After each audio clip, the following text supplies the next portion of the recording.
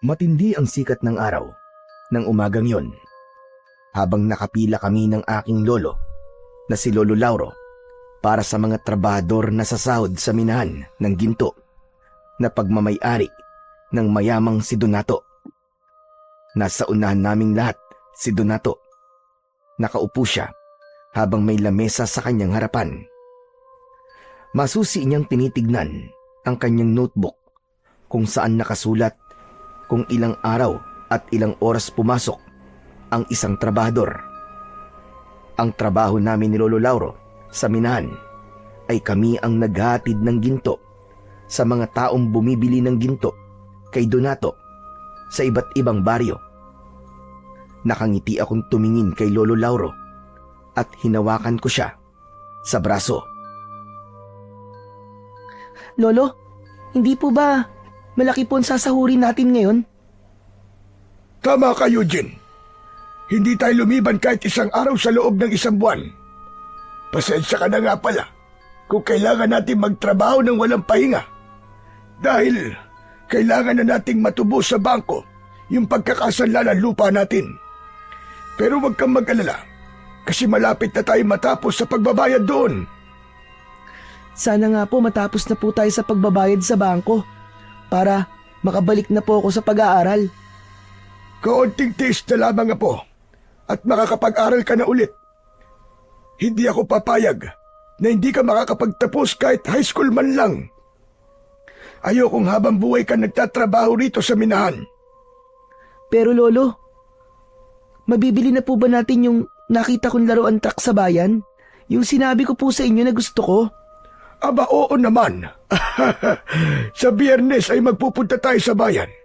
Pagkatapos nating magbayad sa bangko, ay bibili na natin yung truck na laruan mo.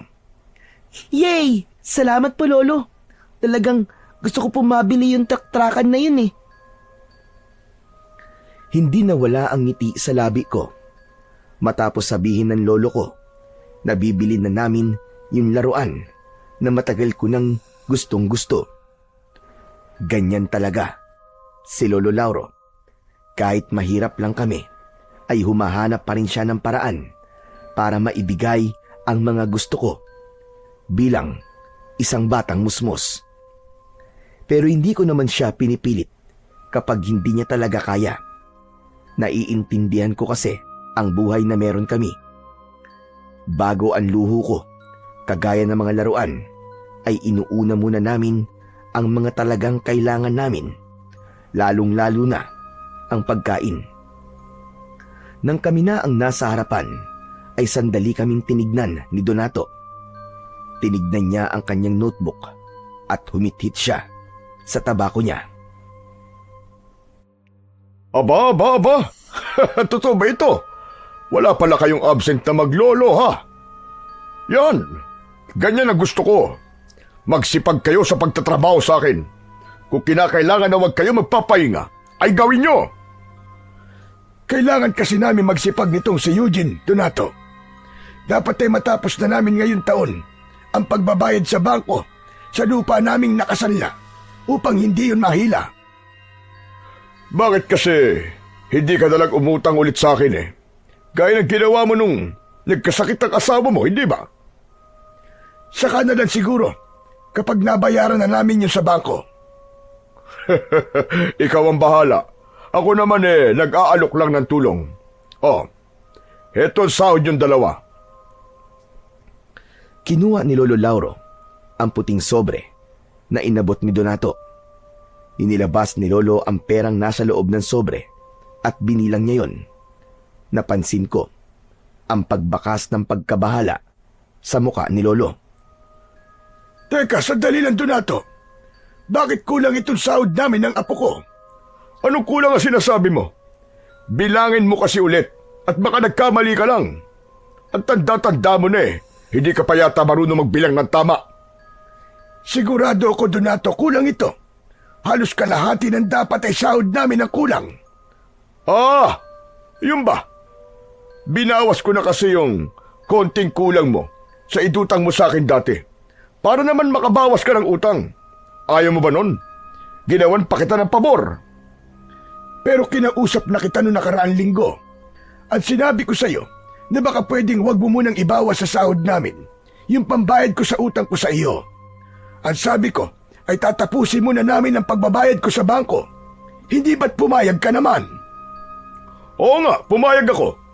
Pero hindi ba pwedeng magbago ang isip ko? Kailangan mo nang makabayad sa utang mo sa akin, Lauro. Lumalaki na rin ang tubo nun, ba? Baka pag tumagal, hindi nyo na mabayaran yun at mabaon pa kayo sa utang. Paniguradong habang buhay kayo magtatrabaho ng apo mo sa akin nang walang sinasahod. Pero Donato, tama na. Huwag ka nang umapila. Kayo na itong pinapasahod kayo pa ang marunong sa akin. Saka ang dami pang nakapila sa likod nyo. Hindi lang kayo ang pinapasahod ko. Sige na. Umalis na kayo at magtrabaho na kayo. Tinignan ko ng masama si Donato. Talagang hindi ko gusto ang ugali niya noon pa man. Kung may iba lang sana kaming papasukan na trabaho ni Lolo, ay hindi kami magtatrabaho sa minahan niya. Hindi lingid sa kaalaman ng lahat na masama talaga ang ugali ni Donato. Porke mas nakatataas siya sa aming lahat, ay akala niya ay pwede niya na kaming tratuin ng hindi maganda. Kapag may trabador sa minahan na nagkamali, kahit maliit na bagay, ay pinaparusahan niya gamit ang kanyang latigo. O kung hindi naman, ay hindi niya pinapasahod at hindi pinapakain. Madalas din na kahit gabi na, ay pinagtatrabaho niya ang mga minero, pero hindi niya dinadagdagan ang sahod. Kaya naman, palaging ipinapaalala sa akin ni Lolo Lauro na kung sakaling maging mayaman ako pagdating ng araw, ay wag na wag kong gagayain ang ugali ni Donato. Nagulat ako nang tumingin si Donato sa akin. Nahuli niya akong nakatingin sa kanya ng masama. Hoy bata, ang sama mo makatingin ah. Bakit? Kaya mo na ba akong labanan? Para sa kaalaman mo, wala akong sinasando. Kahit bata ay pinapatulang ko. Nakikita mo ba itong latigo ko? Alam mo ba kung ilang tao na ang nahampas ko gamit ito? Donato, huwag mo namang takutin si Eugene. Bata pa siya. Wala akong pakialam kahit bata pa yung apo mo. Ang samang tumingin Papalag na yata sa akin Tinuturuan mo ba yan ang tamang pag-uugali? Tinuturuan po ako ng lolo ko ng tamang asal. Pero may kilala po ako na kailangan po maturuan ng tamang ugali. At sinong tinutukoy mo? Ako? Wala po akong sinabi na kayo po yun. Sa bibig niyo po yun ang galing. Abat, napakatabil talaga ng dila mo bata ka. Hoy Lauro, pagsabihan mo yung apo mo ha. Kaya bata-bata pa Napakasama na ng ugali. Pasensya ka na, Donato. Eugene, tara na. Magsimula na tayo magtrabaho. Hinawakan ako ni Lolo Lauro sa braso at umalis na kami sa harapan ni Donato. Naglakad na kami papunta kay Mang Andoy na siyang nag-aabot sa amin ng mga ginto na dadalhin namin sa mga bumili noon sa iba't ibang baryo. Si Lolo Lauro lang ang lumapit kay Mang Andoy. Habang nag-uusap silang dalawa, ay lumapit ako sa kabayo na siyang sinasakyan namin ni Lolo papunta sa mga bumibili ng ginto kay Donato. Hinaplos ko ang muka ng kabayo. Naisip ko na kung may sapat sana kaming pera, ay hindi kami magtatrabaho ni Lolo Lauro sa malupit na si Donato. Baka meron kaming sariling taniman ng mga gulay o hindi naman kaya ay meron kaming sariling pwesto sa palengke. Hindi ko rin sana kailangan pang huminto sa pag-aaral at sigurado ko na makakapagtapos ako hanggang kolehiyo. Napapitlag ako nang marinig ko ang boses ni Lolo Lauro sa aking likuran. Tara na! 3 baryo ang kailangan natin puntahan. Ihuli na lang siguro natin itong San Agustin dahil ito ang pinakamalayo. Malayo nga po yun Hindi po ba unang beses nating mag-aatid doon ng ginto? Tama ka, Apo. Kaya paniguradong aabutin tayo ng hapon bago tayo makabalik. Kaya simulan na natin ang trabaho natin. Tinulungan ako ni Lolo na sumakay sa kabayo. Inabot niya sa akin ang isang bag na naglalaman ng mga ginto at saka siya naman ang sumakay.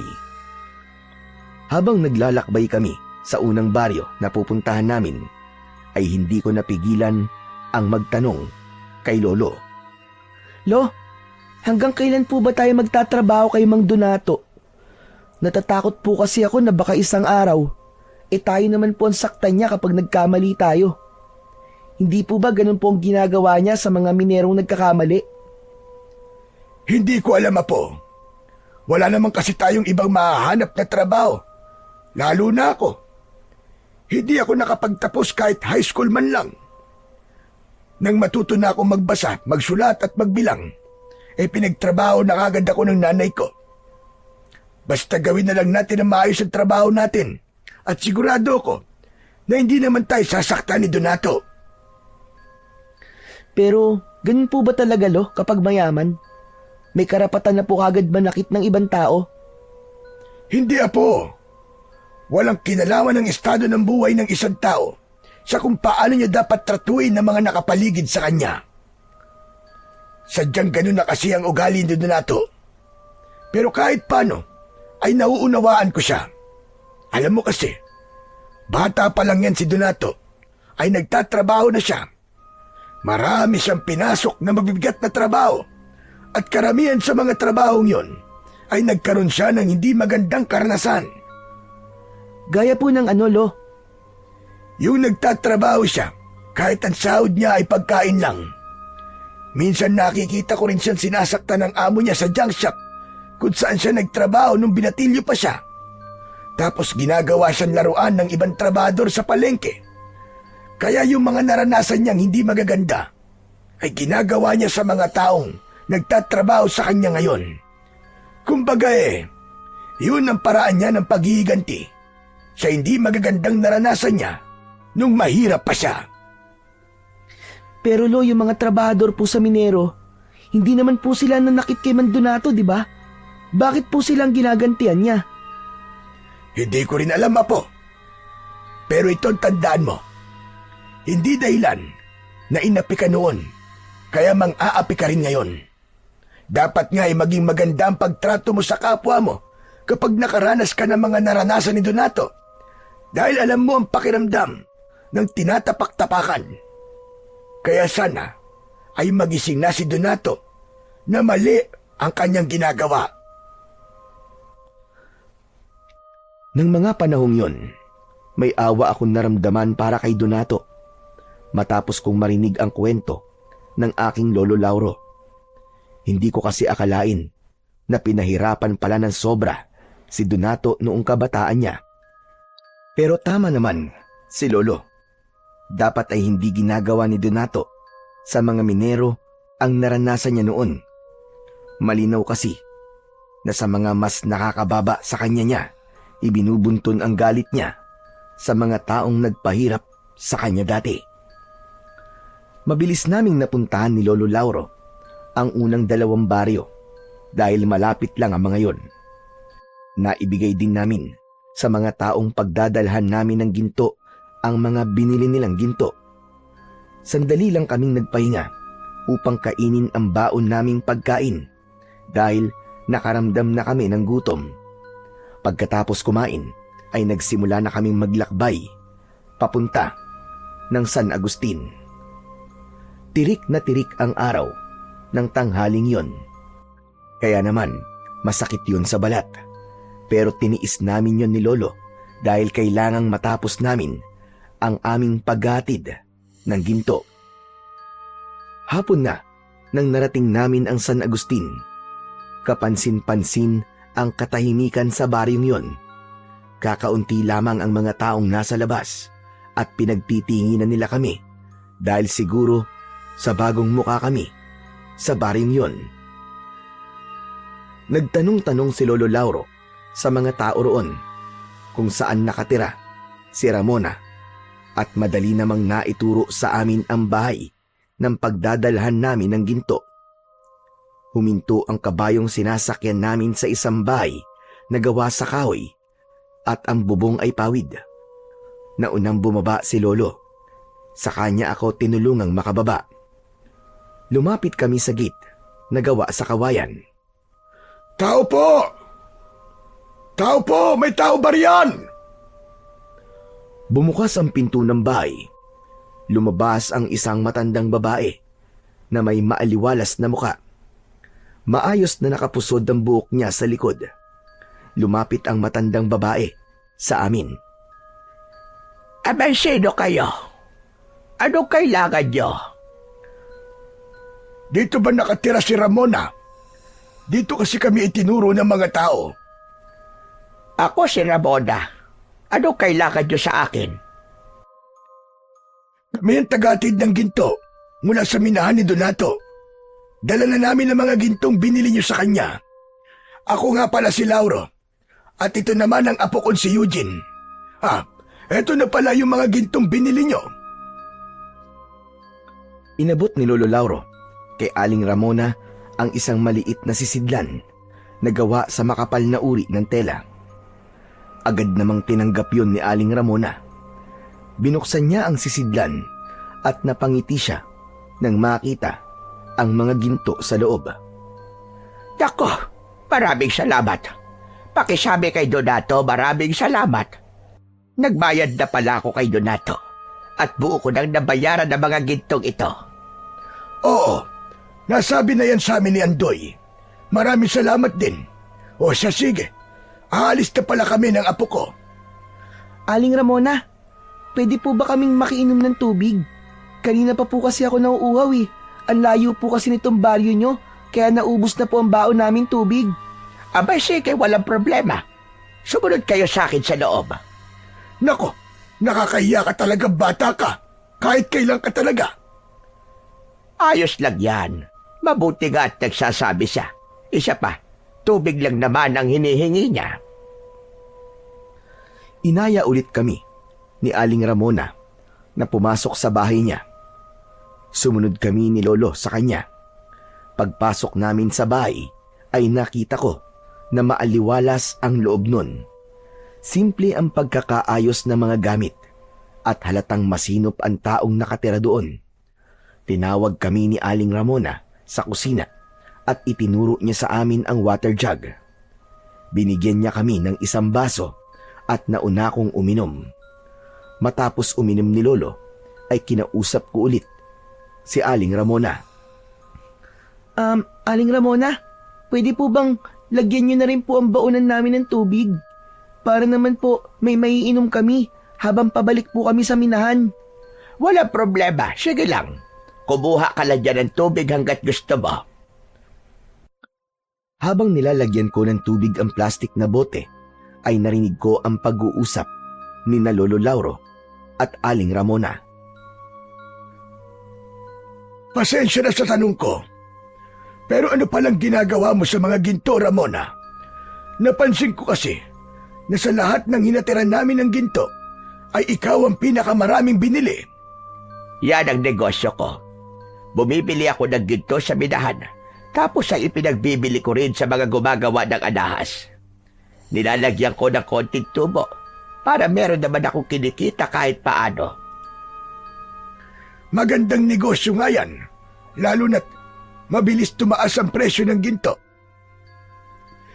Taga rito ka ba talaga sa San Agustin? Hindi, Lauro. Sa ibang lugar talaga ako ipinanganak. 5 taon pa lang ako dito sa San Agustin. At nagustuhan ko na rito, kaya dito ko na piniling manirahan. Ang pamilya mo pala, nasaan? Patay na ang lahat ng kapatid ko. Hindi naman ako nagkaroon ng asawa, kaya wala akong mga anak. Sa madaling salita, ay mag-isa lang ako sa buhay. Hindi ba malungkot kapag mag-isa? Sayang naman ang negosyo mo kung walang magmamana ng mga pinaghihirapan mo ngayon. Nako, sanay na akong mag-isa. Para sa akin, ay walang problema kahit wala akong kasama sa buhay. Dahil mas payapa nga ang ganon para sa akin.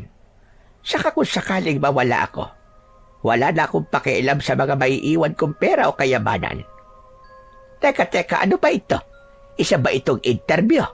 At ang dami mong tanong. Pasensya ka na. Masyado ko nawili sa pagtatanong. O ano, Eugene? Tapos ka na bang maglagay ng tubig dyan? Kanina pa po, Lolo. Eh bakit hindi ka nagsasalita? Pambihirang batang ire. Kausap niyo po kasi si Aling Ramona eh. Hindi po ba sabi niyo po sa akin, wag po akong sisingit o makikisali sa usapan po ng mas nakatatanda sa akin? Nakakatuwa naman ang apo mo, Lauro. Mukhang maganda ang mga itinuturo mo sa kanya. Yan ang nag-iisa kong apo na si Eugene. Ang talagang ipinagmamalaki ko dahil napakabait niyang bata. Kaya nang mamatay ang aking asawa, ay hindi ako masyadong nalungkot dahil nandyan si Eugene. Kung ganon, ay balo ka na pala. Ganun na nga, Ramona. Alam mo na, binatang binata at walang sabit. O siya, sige, tutuloy na kami. Masyado na tayo napapasarap sa kwentuhan. Baka abutin na kami ng dilim sa daan. O sige, mag-iingat kayo. Oo nga pala. Dalhin nyo na itong mga tinapay para meron kayong makakain sa daan. Kinuha ni Aling Ramona ang isang supot ng tinapay na nasa ibabaw ng kanyang lamesa. Ayaw pa sana yung tanggapin ni Lolo Lauro, pero naging mapilit si Aling Ramona. Kaya wala nang nagawa si Lolo, kundi kunin ang tinapay. Matapos naming magpasalamat kay Aling Ramona, ay umalis na kami ni Lolo. Sumakay na kami sa kabayo at nagsimula na kaming maglakbay pabalik sa minahan para mag-report kay Donato. Salamat naman at tapos na ang trabaho natin ngayong araw. Makakapagpahinga na rin tayo. O ano, Eugene? May gusto ka bang ulam? Parang gusto ko po ng tortang sardinas, Lolo. Aba, tortang sardinas lang talaga. Ayaw mo ba ng adobong manok? Wag na po muna. Ang mahal po ng manok ngayon eh. Hindi po ba magbabayad pa po tayo sa bangko? Aba, oo nga pala. Nako, pasensya ka na pala kung hindi mo na natin mabibili yung laro ang gusto mo. Ayos lang po yun. Unahin na po muna natin yung mga importanteng bagay. Pero Lo, ang bait po ni Aling Ramona, no? Sa dami na po nang natira natin ng ginto, siya lang po ang nagbigay sa atin ng tinapay. Tama ka dyan, Iyo. Mabait nga siyang talaga. Saka parang may gusto po kayo sa kanya, Lo. Ang dami niyo po kasing tanong sa kanya eh. Halatang interesado po kayo sa kanya. Saka iba po yung ngiti niyo kanina nang nalaman niyo pong wala po siyang asawa. Hoy, ano ka bang bata ka, magtigil ka nga. Masyado kang malisyoso. Siyempre, paniguradong hindi yun ang huling beses na aartira natin siya ng ginto. Kaya dapat ay maging maganda ang pakikitungo natin sa kanya. Saka, bakit alam mo ng mga ganyang bagay ha? 11 anyos ka pa lang, baka nakakalimutan mo. Lolo naman, syempre alam ko na po yun. May crush na nga po ako eh. Crush ka dyan. Pero wala namang problemang magka-crush. Basta hanggang crush lang muna. Huwag ka muna mag-aasawa. Wag po kayong mag-alala, Lo, kasi hindi pa po ako mag-aasawa. Pero mukhang kayo po ang mag-aasawa ulit kasi nakilala niyo po si Aling Ramona. Malakas na natawa si Lolo Lauro sa mga sinabi ko. Nagpatuloy ang aming masayang kwentuhan hanggang sa makarating na kami sa minahan. Nang nakabalik na kami sa minahan, ay nag-report na kami kay Donato at nang masiguro niya na naibigay namin sa mga bumili ng ginto ang mga ginto, ay umuwi na kami ni Lolo sa bahay. Nakatira kami ni Lolo Lauro sa isang maliit na kubo. Maliit lang din ang lupang kinatatayuan nun. Agad na nagluto si Lolo ng pagkain namin para sa hapunan. At pagkatapos naming kumain, ay ako naman ang naghugas ng aming pinagkainan. Eugene na po. Pagkatapos mo dyan ay sumunod ka sa akin sa likod ng bahay. Tuturuan niyo na naman po ba akong gumamit ng agimat, Lo? Basta, pumunta ka na lang doon pagkatapos mo maghugas dyan. Lumabas na si Lolo, habang ako naman ay tinapos ko na ang aking ginagawa. Pinunasan ko ang basa kong kamay at saka ko pinuntahan si Lolo sa likod ng bahay. Nakita ko si Lolo na hawak ang kanyang agimat. Naikwento sa akin ni Lolo dati na ang agimat na yon ay ibinigay sa kanya ng isang mahusay na manunugis ng mga aswang. Sa lugar kasi kung saan lumaki si Lolo Lauro ay may mga aswang na umaatake. Nakitaan ng manunugis na yon ng potensyal si Lolo, kaya sinanay siya nito na makipaglaban sa mga aswang at gamitin ang agimat na yon. Ngunit dahil mas pinili ng pamilya ni Lolo na umalis sa lugar na yon, ay hindi nito naranasang makipaglaban sa mga aswang at nanatili sa pangangalaga niya ang agimat. Sabi ko na nga ba, tuturuan niyo na naman po ako sa paggamit ng agimat eh. Huwag ka nang magreklamo dyan at lumapit ka na rito. Hindi mo ba nakikita ang bilog na bilog ang buwan ngayong gabi? Ngayon mo dapat mas pag-aralan ang paggamit ng aking agimat dahil kapag bilog ang buwan ay mas malakas ang kapangyarihan nito. Napipilitan akong lumapit kay Lolo Lauro. Napakamot ako sa likod ng aking ulo. Kinuha niya ang isa kong kamay at ipinatong niya roon ang agimat. Ang agimat na nasa kamay mo ngayon, Apo, ay mabisang panlaban sa mga aswang. Bibigyan ka nito ng kakaibang husay at lakas sa pakikipaglaban sa mga kampon ng kadiliman, lalong-lalo na sa mga aswang. Pero Lolo Lauro, kailangan ko po ba talagang matutunan ng paggamit niyan? Hindi ko naman po yan kailangan eh kasi wala naman pong aswang dito sa baryo natin eh. Hindi porke walang aswang ngayon dito, ay wala nang darating na aswang sa hinaharap. Kailangan mong paghandaan ng araw na yon. Mas maganda na ngayon pa lang, ay handang-handa ka na. Bakit po hindi na lang po kayo ang gumamit niyan, Lo? Hindi po ba sa inyo naman po yan ibinigay ng manunugis na ikiniwento niyo po sa akin dati? Masyado na ako matanda para gamitin ko pa ito, Apo. Kaya naman naisip ko na ipamana ito sa'yo kapag alam mo na itong gamitin. Mas mapapakinabangan mo ito kaysa sa akin. Ngayon, ituturo ko sa iyo ang dasal na kailangan mong dasalin upang hindi mawala ang kapangyarihan ng agimat na ito. Tandaan mo, Apo, tuwing bilog lang ang buwan mo ito gagawin.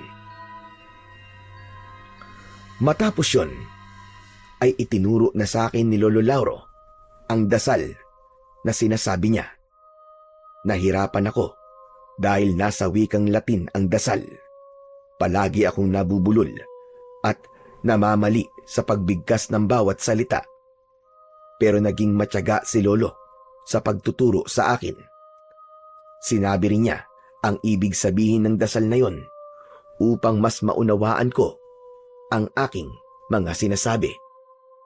Kahit papano ay nasa ulo ko naman ang dasal matapos ang halos 1 oras na pagtuturo sa akin ni Lolo Lauro. Tinapos na niya ang pagtuturo at bumalik na kami sa loob ng aming kubo. Inayos na ni Lolo ang aming tutulugan habang pinanonood ko siya. Lolo, hindi po ba talaga kayo nakipaglaban sa mga aswang dati kahit 1 beses? Hindi, Apo. Bago kasi ako sumabak sa pakikipaglaban noon, ay umalis na kami ng pamilya ko sa baryo namin dahil natatakot na sila sa hindi magagandang nangyayari roon. Ayoko nga sanang umalis dahil ang gusto ko ay tulungan ng manunugis na nagsanay sa akin sa pakikipaglaban sa mga aswang. Pero naisip ko na mas piliin ang desisyon ng aking pamilya. Kaya niyo po ba ako sinasanay? Para ako po ang gumawa ng hindi niyo po nagawa noon? Parang ganun na nga. Pero sana ay huwag mong magamit ang agimat. Talagang gusto lang kitang maging handa sa mga pwedeng mangyari, Apo. Hindi natin hawak ang kinabukasan. Kaya't mas maigi na paghandaan ang mga ganung bagay. Kaya sana, Apo, huwag kang tamarin kapag tinuturuan kitang gamitin ang agimat. Naiintindihan ko na po. Sorry po, Lo kung palagi po akong tinatamad kapag tinuturuan niyo po ako. Pero pangako po, simula po ngayon ay seseryosohin ko na po ang mga ituturo niyo sa akin. Mabuti naman kung ganon. Halika na, matulog na tayo at maaga pa tayo bukas. Bago kami humiga ni Lolo, ay nagdasal muna kaming dalawa. Ipinagdasal ko na sana ay humaba pa ang buhay ni Lolo Lauro dahil gusto ko pa siyang makasama kapag nakakaangat na ako sa buhay. Gusto kong bumawi sa lahat ng sakripisyo niya at pagmamahal niya para sa akin. Hindi ko rin kinalimutang ipagdasal ang kaluluwa ng aking nanay at tatay na matagal nang pumanaw. Kinabukasan, pagkagising namin ay sabay kaming nag-almusal ni Lolo Lauro. Naligo kami ng mabilis at naglakad na kami papunta sa minahan. Pagdating namin doon ay nagtaka kami dahil nagkakagulo ang mga minero. Lumapit kami sa kanila at nagimbal kami ni Lolo nang malaman namin na ang pinagkakaguluhan ay ang 2 bangkay ng minero. Kalunos-lunos ang itsura nila dahil halos maligo na sila sa sarili nilang dugo. Parehas silang may kagat sa leeg at wakwak ang dibdib. Mabilis na tinakpan ni Lolo Lauro ang mga mata ko gamit ang kanyang kamay. Pero huli na dahil nakita ko na ang mga bangkay. Hanggang sa dumating na si Donato, pinatabi niya ang mga minero upang makita niya ang 2 bangkay. Sino ang pumatay sa mga trabahador ko?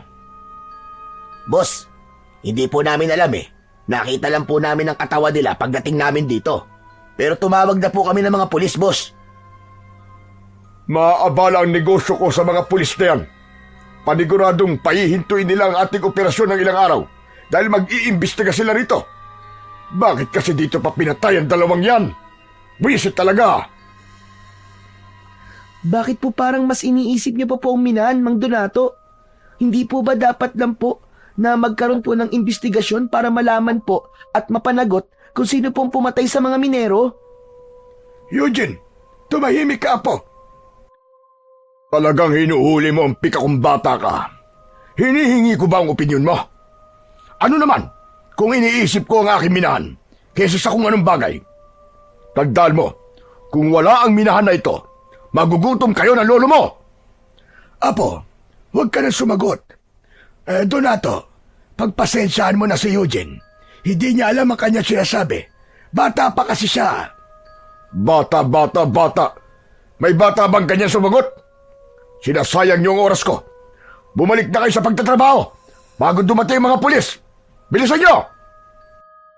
Hindi ako makapaniwala na nagawa pang pagtrabahuin ni Donato ang mga minero kahit may mga pinatay na sa minahan.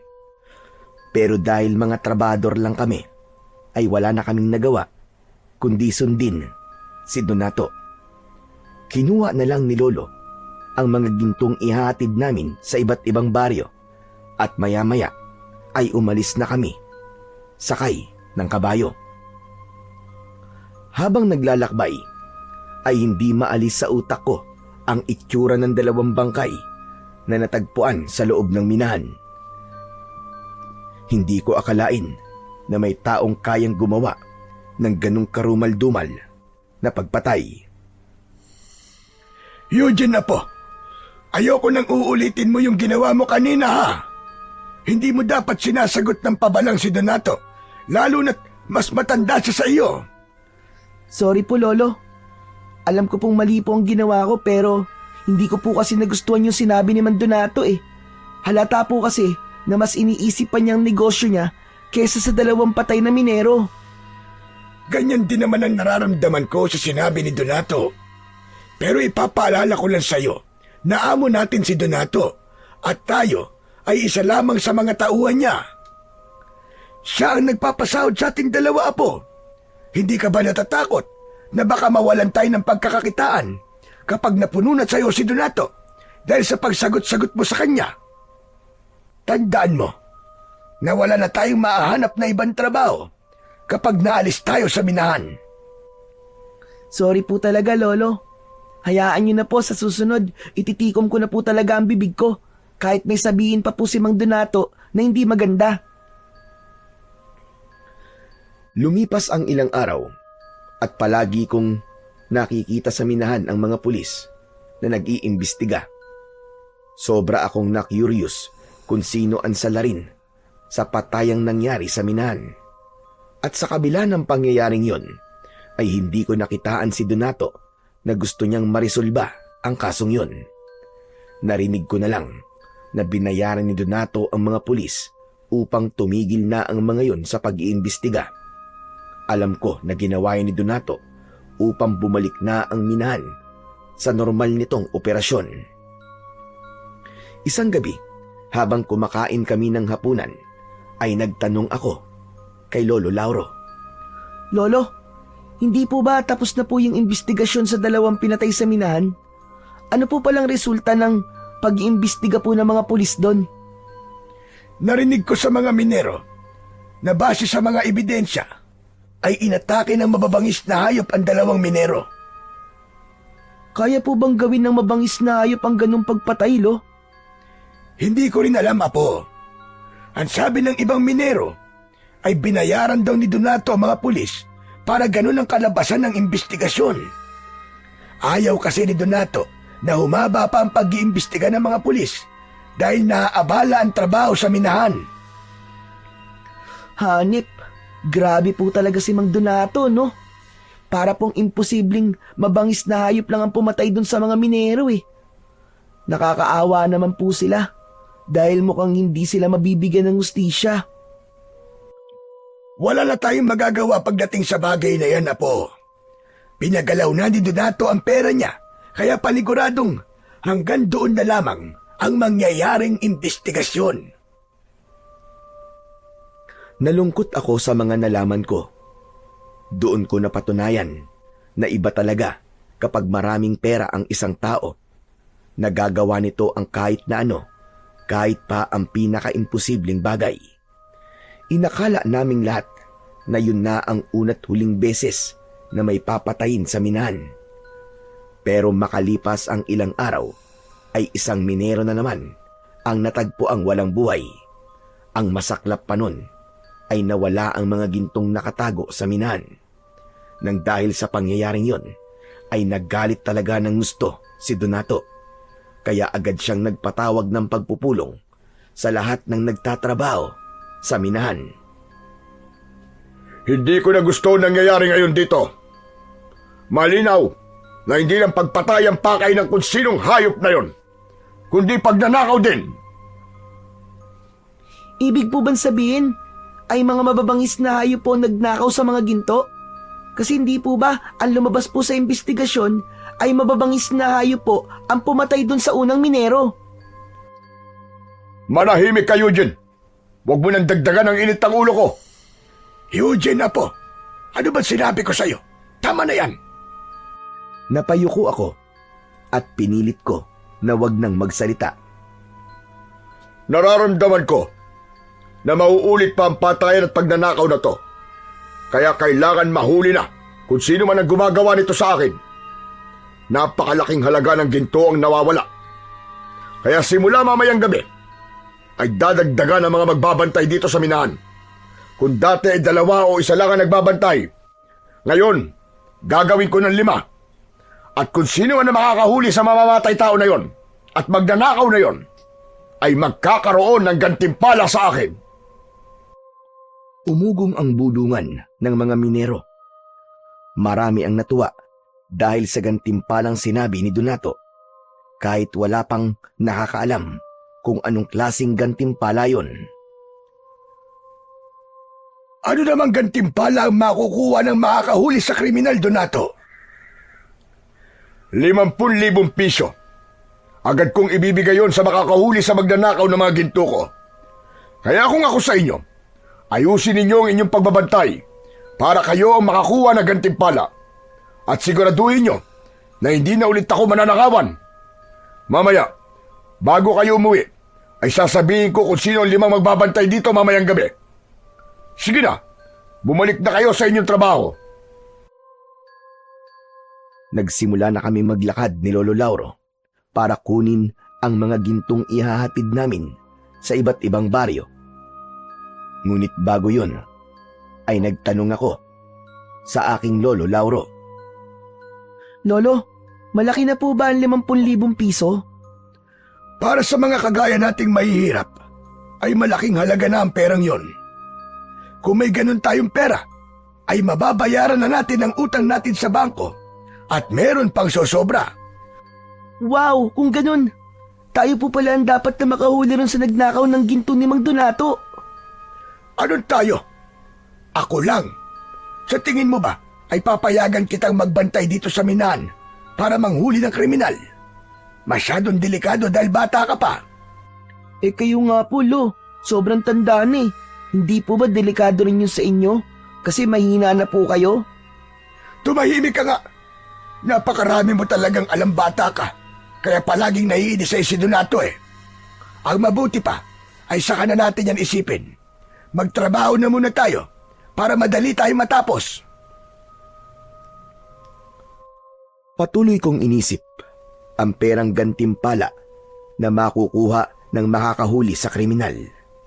Naisip ko na kung isa sa amin ni Lolo ang makakakuha ng perang yon, ay napakalaki ng magiging pagbabago sa aming buhay. Nang araw na yon ay isa si Aling Ramona sa mga pinagdalhan namin ng ginto. Napansin ko ang pagniningning ng mga mata ni Lolo Lauro nang makita nito ang matandang babae na si Aling Ramona. Pinigilan ko ang sarili ko na tuksuin siya dahil alam ko na mapapahiya siya dahil nasa harapan namin si Aling Ramona. Aba, Ramona, mukhang mas marami ang gintong binili mo ngayon ah. Kailangan kasi na mas maraming ginto na mga bumibili sa akin. Isa pa, ilang araw din akong hindi nakabili kay Donato. Kaya sinadya kong damihan ngayon. Ah, oo nga pala. Nagluto ako ng maruya. Baka gusto nyo magmerienda muna. Aba, hindi ko tatanggihan yan kasi nagugutom na kami ng apo ko. Maraming salamat sa iyo, Ramona. Sus, hindi po ba kumain na po tayo ng banana Q kanina lang?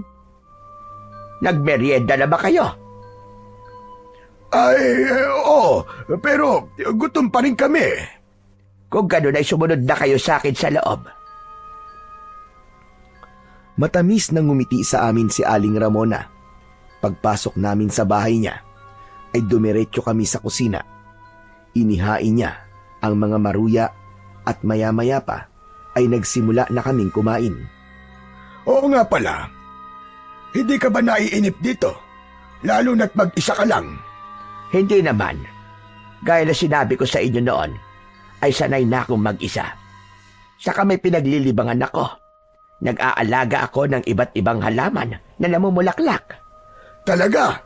Pwede ko bang makita ang bulaklak mo, ang mga bulaklak? Oo naman. Alam mo, ngayon lang may nagka-interes na makita ang mga tanim kong bulaklak. Halika, samahan mo ako sa likod. Doon nakatanim ang aking mga bulaklak. Ikaw ba, Eugene?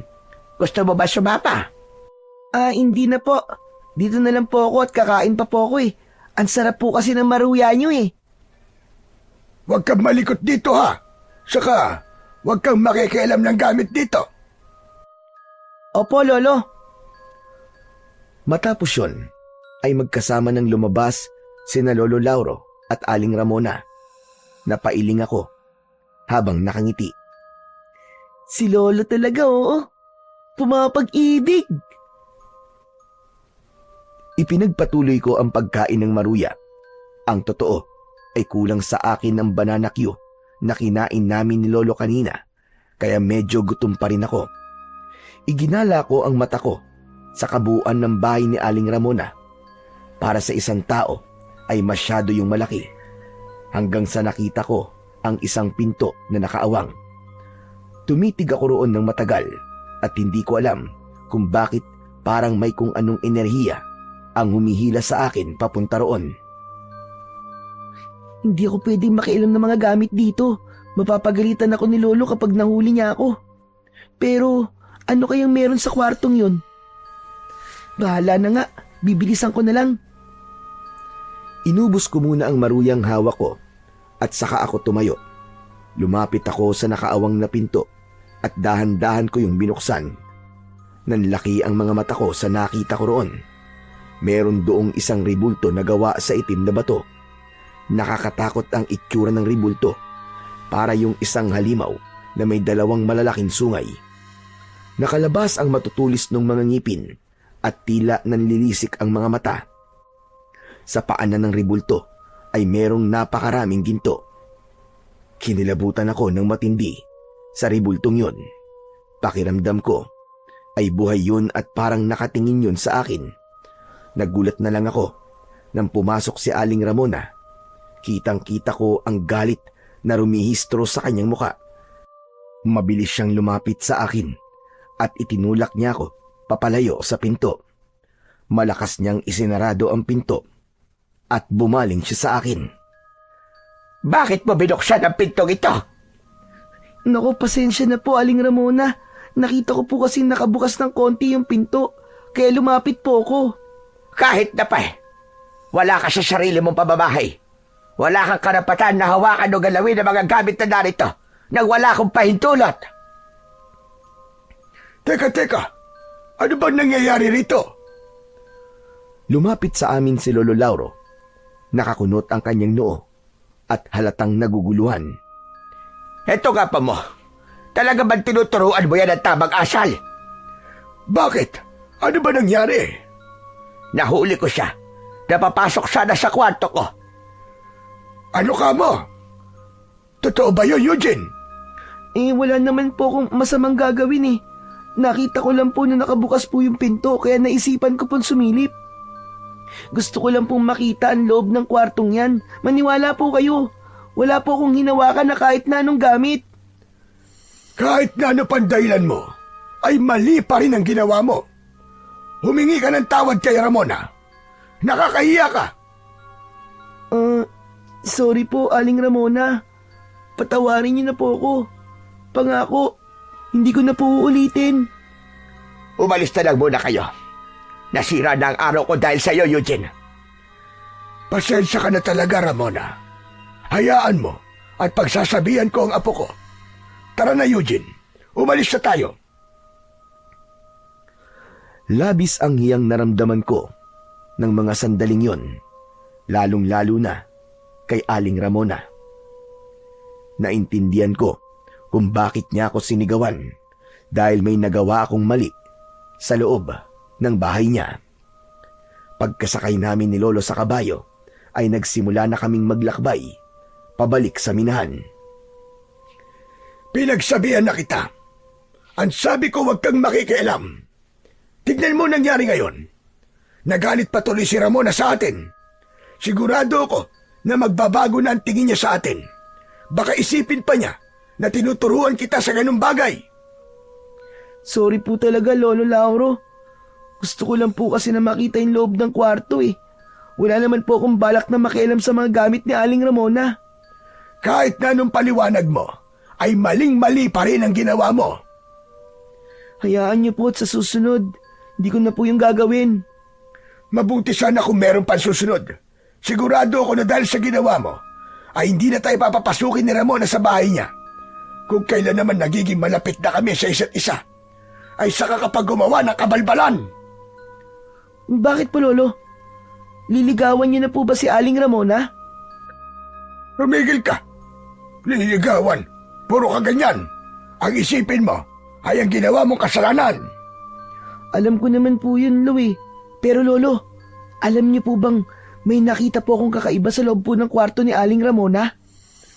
At ano naman ang nakita mo roong pakialam merong bata ka? Meron pong nakakatakot na ribulto, para pong demonyo yung itsura. Nakakatakot po talaga kasi para po siyang buhay eh. Tapos po sa paanan po ng ribulto na yon, inapakarami pong mga ginto. At bakit naman magkakaroon ng ganung ribulto si Ramona sa bahay niya, Aber? Aba, malay ko po. Ano po kaya kung itanong niyo po sa kanya? Eh di mas lalo yung nagalit sa atin kapag ginawa ko yung sinasabi mo. Pero Bakit nga po kaya may ganong ribulto si Aling Ramona, no? Hindi po kaya sumasamba po siya sa dyablo? Ano ba naman yan lumalabas sa bunganga mo, Eugene? Kung ano-ano na lang ang naiisip mong bata ka. Paano naman sasamba sa dyablo si Ramona? Napakabait ng tao. Huwag kang ang ganyan mag-isip. Nakakita ka lang ng nakakatakot na ribulto sa bahay ni Ramona pag-iisipan mo na kagad siya ng masama. Basta, kung sakaling papasukin ulit tayo ni Ramona sa bahay niya, ay huwag mo nang uulitin ang ginawa mo kanina. Nagkakaintindihan ba tayo? Opo, Lo. Pangako po. Habang patuloy kaming naglalakbay pabalik sa minahan, ay hindi pa rin maalis-alis sa isip ko ang ribultong nakita ko sa bahay ni Aling Ramona. Bigla akong kinilabutan dahil pakiramdam ko hanggang sa sandaling yon ay nakatingin pa rin yun sa akin. Nakabalik na kami ni Lolo Lauro sa minahan. Nang oras na yon ay naghahanda na sa pag-uwi ang mga minero dahil tapos na sila sa kanilang trabaho. Pero kagaya ng sinabi ni Donato ay sasabihin ito kung sino ang 5 trabahador na magbabantay sa minahan sa gabing yon. Nagtipon kaming lahat sa iisang pwesto. Hindi nagtagal ay tumayo na si Donato sa aming harapan. Ngayon, sasabihin ko na kung sino ang 5 magbabantay ngayong gabi. Hindi kayo pwedeng umangal dahil darating din naman ang gabi na pilit kayong magbabantay. Ang mga napili ko para sa gabing ito ay Sinamulong, Andoy, Atong, at ikaw, Lauro. Eugene, ikaw na muna ang bahala sa bahay. Marunong ka naman magluto, hindi ba? Sandali. 4 pa lang yon. At ang pang-5 ay si Eugene. Sandali lang, Donato. Bakit kasama si Eugene sa mga magbabantay mamayang gabi? Masyadong mapanganib para sa kanya ang gagawin namin pagbabantay dahil masyado pa siyang bata. Pwede bang pumili ka na lamang ng iba? Hindi ka ba marunong umintindi, ha? Ang sabi ko, hindi kayo pwedeng umangal. Pero bata pa ang apo ko, Donato. Hindi ako pumapayag sa gusto mong ipagawa sa kanya. At bakit hindi? Trabahador ko rin ang apo mo. O sige. Gusto mo bang huwag kong pagbantayin si Eugene ngayong gabi at sa mga susunod na gabi ko na siya itatalaga sa pagbabantay? Pero ipapaalala ko lang sa iyo na iba-ibang grupo magbabantay kada gabi, kaya maliit ang tsansang magkasama kayong dalawa sa pagbabantay kung hindi siya magbabantay ngayong gabi. Hindi ba dapat matuwa ka pa na pinagsama ko kayo sa isang grupo? Lolo, pumayag na po kayo. Huwag po kayong mag-alala. Mag-iingat na lang po ako. Hindi na nagawang magsalita pa ni Lolo Lauro, pero ramdam ko ang matindi niyang pagtutol na isama ako sa mga magbabantay sa minahan. Meron pa bang aapela sa inyo? Kung wala na ay umuwi na ang mga hindi magbabantay dito sa aking minahan, habang ang 5 nakatalagang magbabantay ay maiiwan, at gawin ninyo ang trabaho ninyo ngayong gabi. Gawin nyo ang lahat para mahuli nyo ang nagnakaw ng mga ginto ko. Nagsimula ng mag-alisan ang ibang mga minero. Naiwan kami ni Lolo kasama ang 3 pang kasama namin sa grupong magbabantay sa minahan para sa gabing yon. Paalis na sana si Donato pero mabilis yung nilapitan ni Lolo Lauro. Donato, nakikiusap ako sa iyo.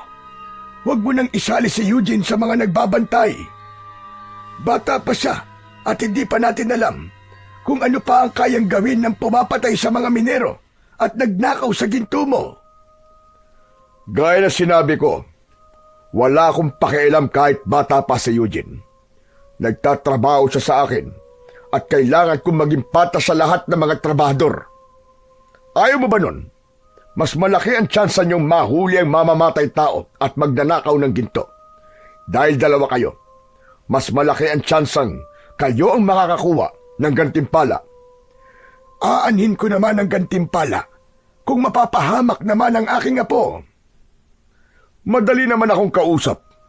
Kung ayaw mong isama ko si Eugene sa mga magbabantay, ay umalis na kayo rito sa aking minahan at maghanap na kayo ng ibang trabaho.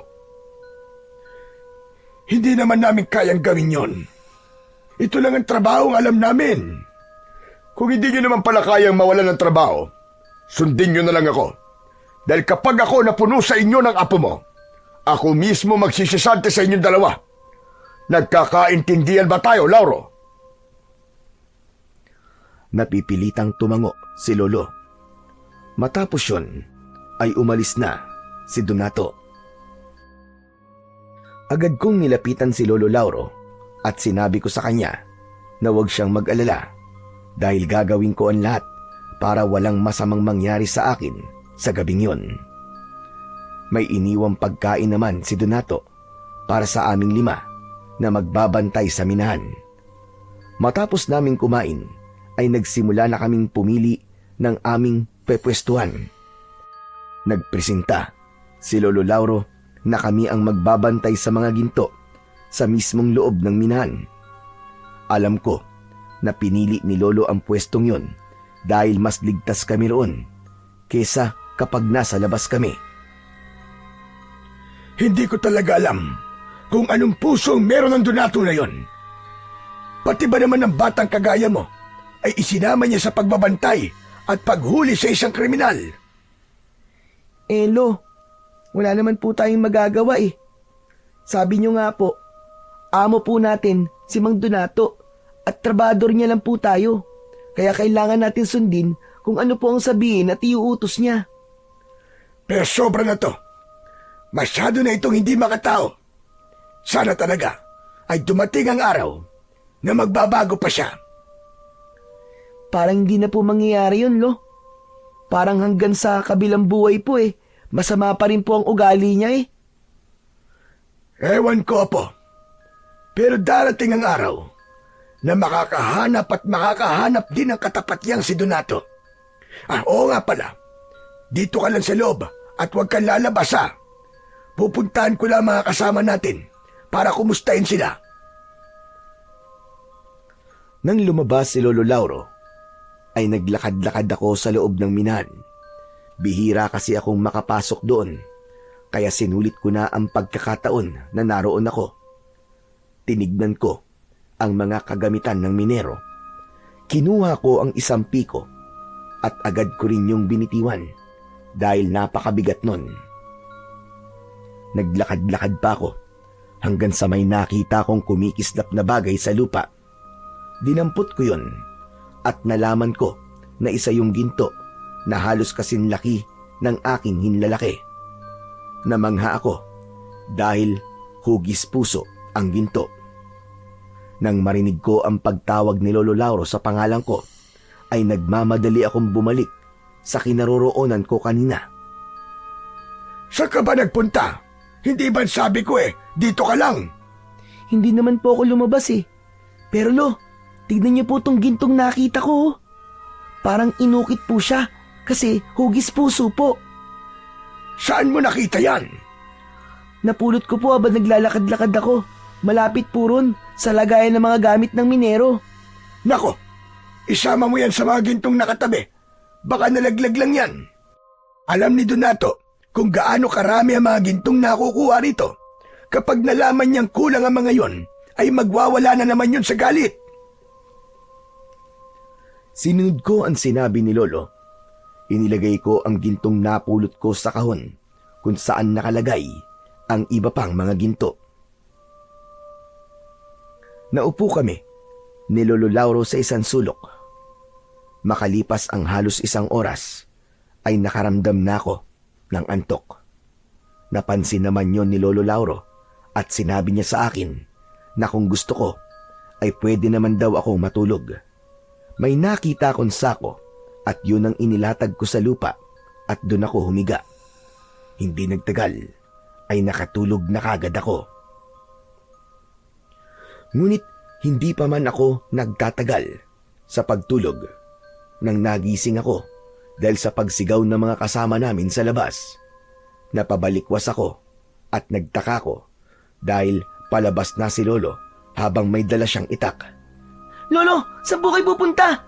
Dito ka lang at kahit na anong mangyari, ay huwag kang lalabas. Ha? Bakit po? Ano po ba nangyayari? Basta, sundin mo na lang ang sinabi ko. Dito ka lang. Nagmamadaling lumabas si Lolo Lauro habang naririnig ko pa rin ang pagsigaw ng mga kasama namin. Kinabahan ako dahil yung klase ng pagsigaw nila ay parang dahil sa labis na takot. Ano kayang nangyayari dun sa labas? Bakit parang nagkakagulo sila ron? Hindi kaya nasa labas yung magnanakaw ng ginto ni Mang Donato? Nang dahil sa naisip ko na yon, ay nagkaroon ako ng kagustuhang malaman kung ano ba talaga ang nangyayari sa labas. Kaya sa kabila ng sinabi ni Lolo Lauro sa akin na bawal akong lumabas, ay lumabas pa rin ako. Nagtago ako sa likod ng isang malaking bato. Pagsilip ko roon, ay nakita ko ang isa sa mga minero na nilalapa ng isang nakakatakot na nilalang. May mahahabang kuko ang nilalang na yon at ginamit nito yon para wakwakin ang dibdib ng minero. Bukod doon ay matutulis din ang mga ngipin niya at ang mukha niya ay parang sa isang mabangis na halimaw. Mabilis na tumakbo si Lolo Lauro papunta sa inaataking minero at nang makita ng nilalang si Lolo Lauro ay mabilis na tumakbo ang nakakatakot na nilalang. Takot na takot ako sa aking nakita. Nang lapitan ni na Lolo at ng iba pang mga kasama ang walang buhay na minero, ay agad nila yung binuhat at dinala sa malapit na bukana ng mismong minahan. Kahit nakita ako ni Lolo Lauro, ay hindi niya ako pinansin dahil nakatuon ang atensyon niya sa naging biktima ng halimaw. Kahit halatang walang buhay na ang minero, ay binugahan pa rin nila ng hangin ang bibig nun. Sa huli, ay sumuko na lamang si Lolo Lauro. Wala na. Patay na siya. Patay na si Andoy. Lolo, ano po yung umatake kay Mang Andoy? Bakit po ganun ang itsura niya? Hindi ako maaaring magkamali. Sigurado ako na aswang ang halimaw na yon. Aswang ang pumatay kay Andoy at sa iba pang mga minero. Maraming beses na ako nakakita ng aswang at ganun ang halimaw na umatake kay Andoy. Bumakas ang takot sa mukha ng dalawa pang minero habang si Lolo Lauro ay matiim na nakatingin sa bangkay ni Mang Andoy. Pinakuha ako ni Lolo ng mga sako upang gamitin na pantakip sa bangkay. Matapos yun, ay patuloy kaming nagbantay dahil natakot kami na baka muling bumalik yung aswang. Sa awa naman ng Diyos ay hindi na bumalik yung aswang. Hindi siguro niya inakala na maraming magbabantay sa minahan ng gabing yon. Pagsapit ng umaga ay dumating na ang mga minero at si Donato. Nagulat ang lahat nang makita nila na wala ng buhay si Mang Andoy. Ano nangyari rito kagabi? Ha, Lauro? Bakit patay na si Andoy? Donato, bumalik kagabi yung nagnakaw ng mga ginto mo at pumatay sa mga minero. Nasaan ang hayop na yon? Nahuli niyo ba? Hindi namin siya nahuli. Nakatakas siya. Nahuli rin kami para tulungan si Andoy. Nang susuguri na namin siya, ay bigla siyang tumakas. Mga inutil! Bakit niyo pinakawalan? Kaya nga dinamihan ko na magbabantay dito para hindi na kayo matakasan. Tapos ngayon, sasabihin mo na nakatakas. Mga wala kayong silbi. Kahit 5 kami rito, hindi namin siya kayang labanan kahit mag-isa lang siya. Dahil isa siyang aswang. Isang aswang ang pumatay sa mga minero. Malamang, ang aswang din na yon ang kumuha sa mga ginto mo. Ano ka mo? Aswang? Anong aswang ang sinasabi mo? Malamang sinasabi mo lang yan para pagtakpan ang kapalpakan nyo. Nagsasabi po ng totoo si Lolo. Aswang po talaga ang umatake rito kagabi. Dapat po kasi, sinamahan niyo po kami para nakita niyo po mismo ang aswang. Kahit po ang dalawa namin kasama kagabi, ay mapapatunayan po na totoo po ang mga sinabi po ni Lolo. Sumali na rin sa usapan ng dalawang minero na kasama namin sa pagbabantay nung nakaraang gabi. Sinabi nila na totoo ang lahat ng sinabi ni Lolo Lauro dahil doon ay sandaling natigilan si Donato habang bakas sa mukha niya ang pagkagimbal. O sige, sabihin na natin na naniniwala na ako sa mga sinasabi ninyo. Aswang nga siguro pumatay sa mga minero at nagnakaw sa mga ginto ko. Eh yung pagpatay niya sa mga minero, naiintindihan ko yun kung bakit niya yung ginawa. Dahil isa siyang aswang. Pero paano niya ipapaliwanag ang pagnanakaw niya sa mga ginto ko? Ano naman ang gagawin ng isang aswang sa mga ginto? Yan ang hindi namin alam, Donato. Pero sigurado ko na may ginagawa siya sa mga ginto. Pero hindi na siguro importanteng malaman pa natin yon.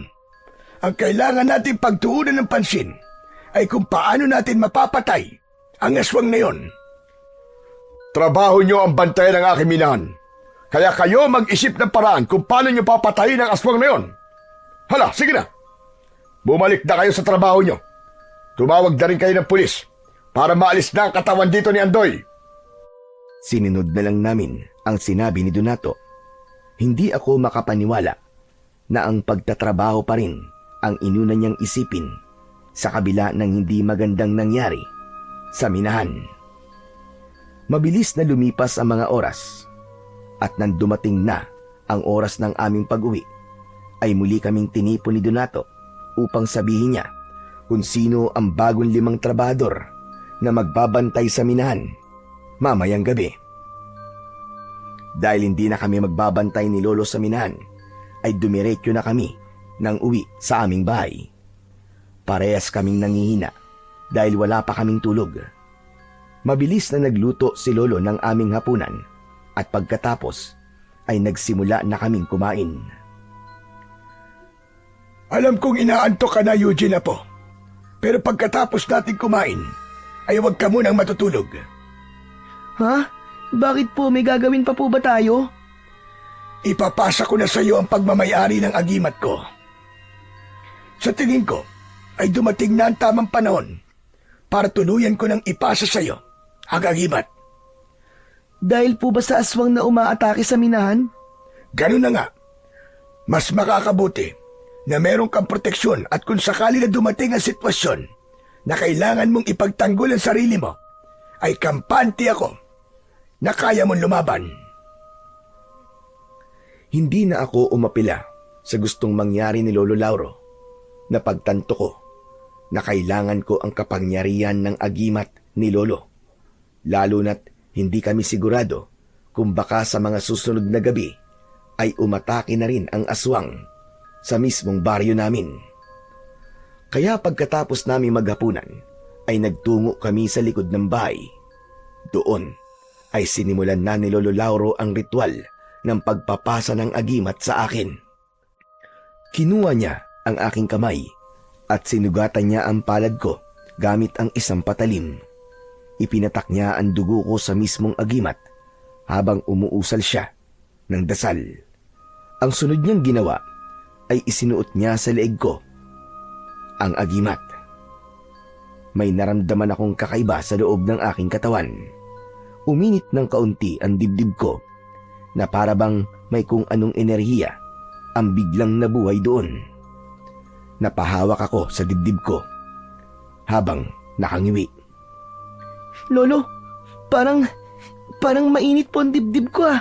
Saka, nahihirapan po akong huminga, Lolo. Huwag kang mabahala dahil magandang senyales yan.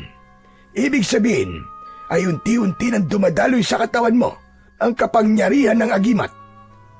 Tinanggap ka na nito bilang bago nitong tagapangalaga. Hindi naman permanente ang pakiramdam mo na yan. Mawawala rin yan mamaya. Basta tandaan mo, Eugene, bilang bagong tagapangalaga ng agimat na yan, ay may responsibilidad kang ipagtanggol ang mahihina laban sa mga kampon ng kadiliman, lalong-lalo na sa mga aswang. Gamitin mo lamang yan sa kabutihan at hindi para manlamang ng iyong kapwa. Nangangako po ako, Lolo. Nagagawin ko po ang lahat para hindi po kayo mapahiya na sa akin niyo po ipinagkatiwala ang agimat niyo. Nakangiting tinapik ni Lolo Lauro ang balikat ko. Kaya hindi na siya nagsalita at nakita ko sa mga mata niya ang tiwala niya sa akin na kaya kong pangalagaan ang agimat na yon. Kinabukasan, pagdating namin ni Lolo sa minahan ay nagimbal na naman kami sa sumalubong sa amin. 2 sa nagbantay sa minahan ang pinatay ng aswang. Ayon sa mga nakaligtas, ay ninakaw din ng aswang ang mga ginto. Nang dahil sa pangyayaring yon, ay nagdesisyon na si Donato na sa bahay na nito itago ang mga ginto. Sa araw na yon, ay muli kaming nagpunta sa bahay ni Aling Ramona dahil kailangan naming maghatid sa kanya ng ginto. Mona, gusto ko palang humingi ulit ng tawad sa nagawa ng apo ko nung huling beses na nagpunta kami rito. Pinagsabihan ko na si Eugene at nangako siya na hindi niya na yun uulitin pa. Kalimutan na lang natin yun, Lauro. Sadyang ganun talaga mga bata. Masyadong makulit. Dumaan din naman tayo sa pagiging ganon. Eugene, pasensya ka na rin, iho, kung nasigawan kita. Hindi kasi ako sanay na may nakikialam sa mga gamit ko. Sorry din po, Aling Ramona. Promise po. Hindi ko na po uulitin yon. O siya, sige na. Kailangan na pala naming umalis. Dapat ay makabalik na kami sa minahan bago dumilim. Meron pa kasi doong pagpupulong na gagawin. Pagpupulong? Abay, para saan?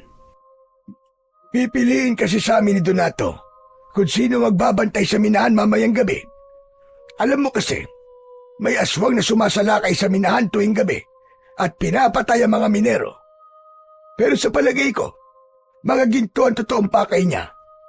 Kailangan lang talagang patayin ang aswang na yon ng mga nagbabantay para makuha niya ang mga ginto.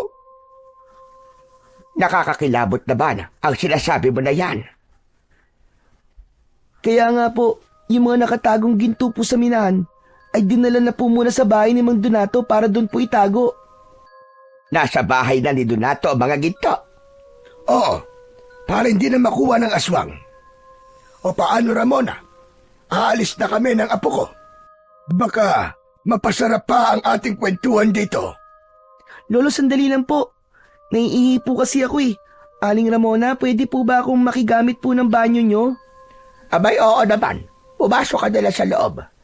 Yung nag-iisang pinto sa kusina, ang banyo.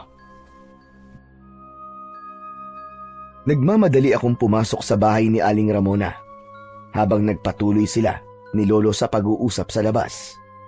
Agad akong nagtungo sa banyo. Mabilis akong natapos sa dapat kong gawin. At nang lumabas ako ng banyo, ay nakita ko yung pinto kung saan nakalagay yung nakakatakot na ribulto.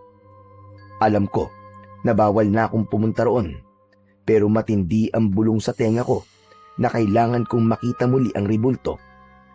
Hindi ko na napigilan ang aking sarili at lumapit ako sa pinto. Marahan ko yung binuksan at tuloy-tuloy akong pumasok.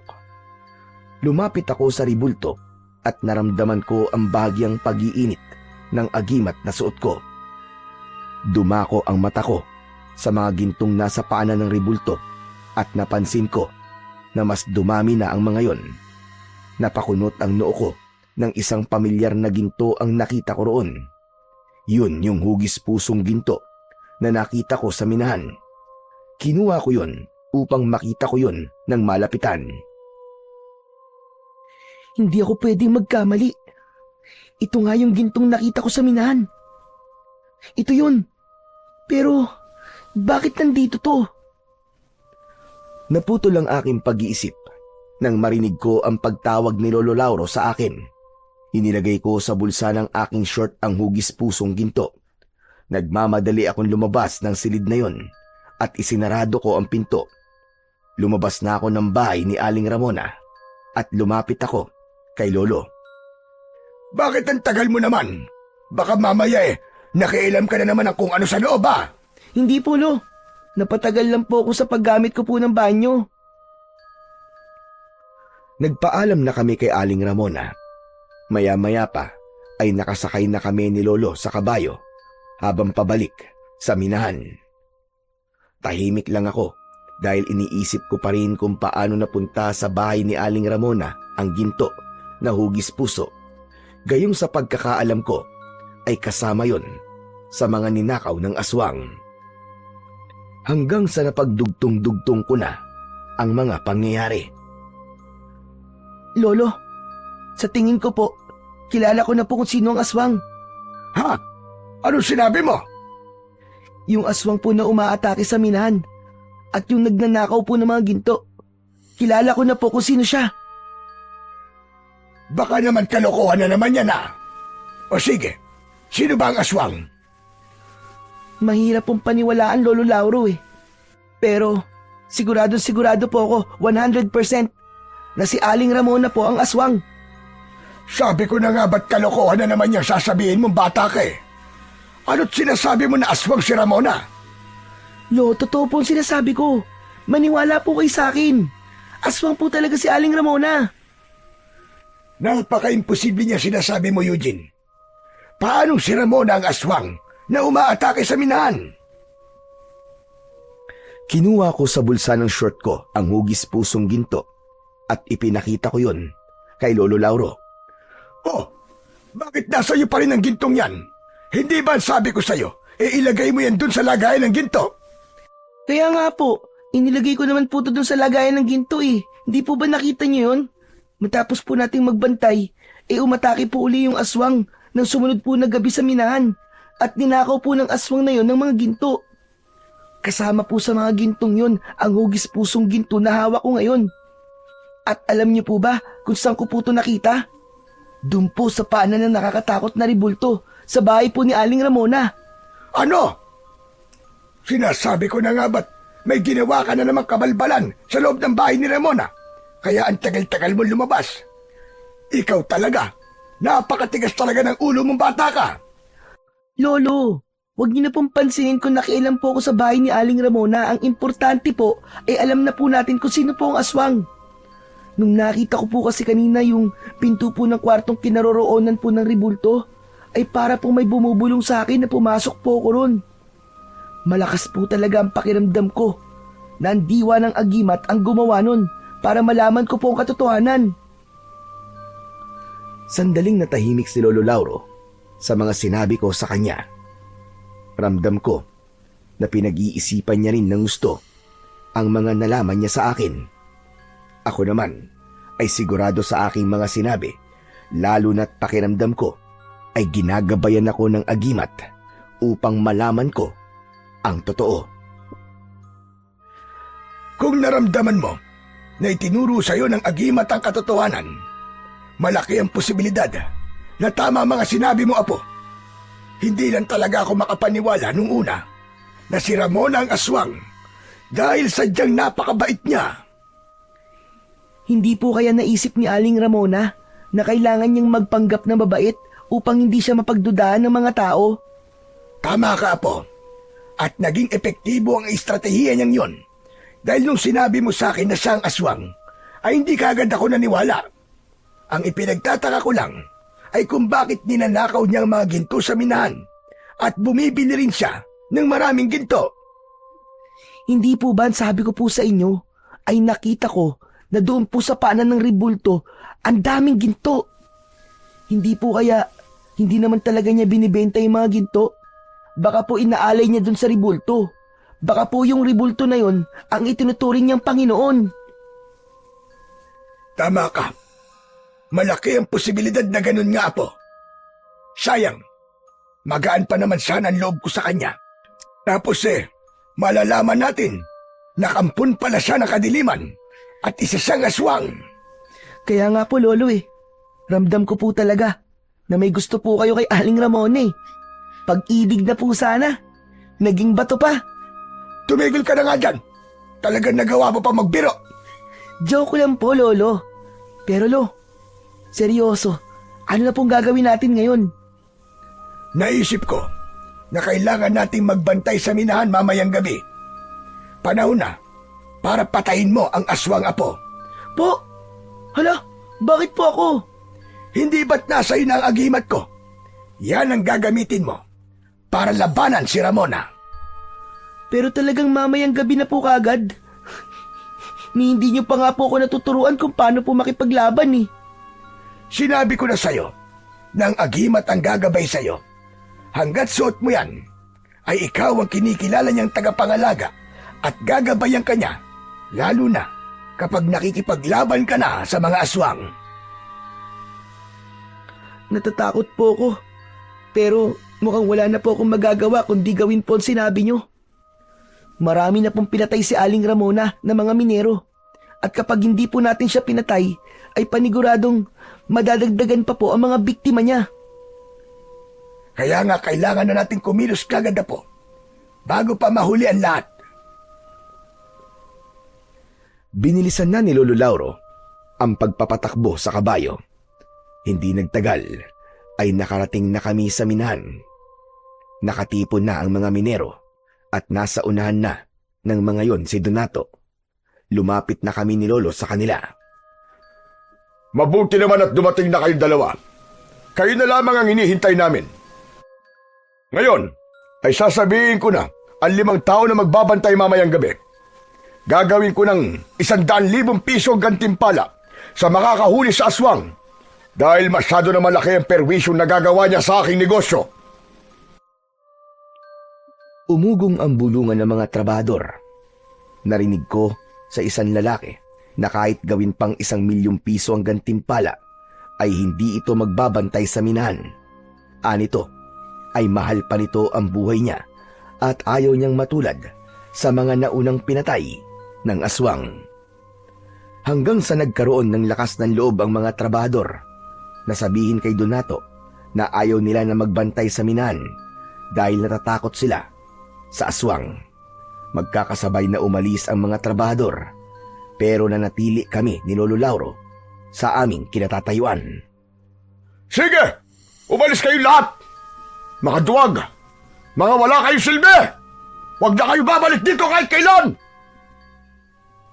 Hindi mo sila masisisi kung ayaw nilang magbantay dito mamayang gabi, Donato. Marami ng minero ang pinatay ng aswang na yon. May mga pamilya silang naghihintay sa kanilang bahay at sigurado ko na kahit taasan mo pa ang gantimpalang ibibigay mo sa makakahuli sa aswang, ay hindi pa rin magbabago ang isip nila. Ang dami mo sinasabi, matanda ka. Kayong dalawa, ano pang ginagawa niyo rito? Umalis na rin kayo, kagaya ng mga walang kwenta at duwag na mga trabador ko. Kami na lang ni Eugene na magbabantay dito sa minahan mamayang gabi. Huwag kang mag-alala, dahil gagawin namin ang lahat para mahuli ang aswang na yon. Aba, teka ga, mukhang nagbago ang ihip ng hangin. Nung una, ay ayaw mong pagbantayin si Eugene dito sa minahan, tapos ngayon, biglang ikaw na mismo ang gustong isama siya sa pagbabantay. Alam ko na. Dahil sa dinoble ko na ang gantimpala, tama ba ako? Hindi na ito tungkol sa pera, Donato.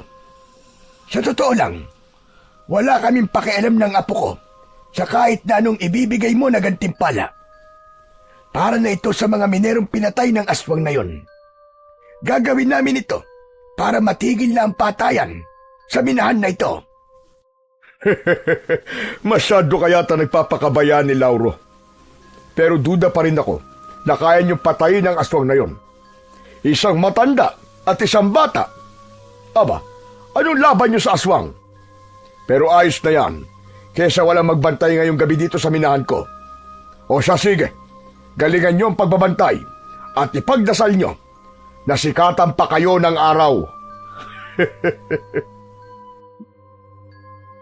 Ngumisi si Donato at sumakay na siya sa kanyang kabayo. Dala na rin niya ang mga gintong nakuha sa minahan sa araw na yon. Sinundan namin ni Lolo ng tingin ang papalayong si Donato hanggang sa mawala na siya sa aming paningin. Grabe, no? Ang sama-sama po talaga ng ugali naman Donato na yan. Imbis na matuwa siya dahil nagpresenta tayo na magbantay dito sa minahan, ay ininsulto pa po niya tayo. Hayaan mo na, Apo. Ipakita na lang natin sa kanya na magtatagumpay tayong tapusin ang kasamaan ng aswang na yon. Ituon natin ang ating atensyon sa pagbabantay. Ang mabuti pa ay magdasal na muna tayo. Pinangunahan ni Lolo Lauro ang pagdadasal. Pumikit kami habang nakayuko. Panginoon, gabayan niyo po kami ng aking apo na si Eugene ngayong gabi. Patatagin niyo po sana ang aming kalooban upang magawa po naming harapin ang panganib na maaari naming suungin. Humihingi po ko sa inyo ng proteksyon at higit sa lahat, bigyan niyo po ng tapang at lakas ng loob ang aking apo kung sakaling makakaharap niya ang kampon ng kadiliman na aswang mamayang gabi. O Panginoon, o Hari ng lahat, itinataas namin ang lahat sa inyo. Alam ho namin na hindi mo kami pababayaan. Matapos namin magdasal sa Panginoong Diyos, ay nagkaroon ako ng lakas ng loob. Inisip ko na kahit nakakatakot at mapanganib ang magiging gabi namin sa loob ng minahan, ay kailangan kong maging matapang. Kailangan maging buo ang loob ko. Kailangan ng mapatay ang aswang upang wala ng buhay ang mawala ng dahil sa aswang.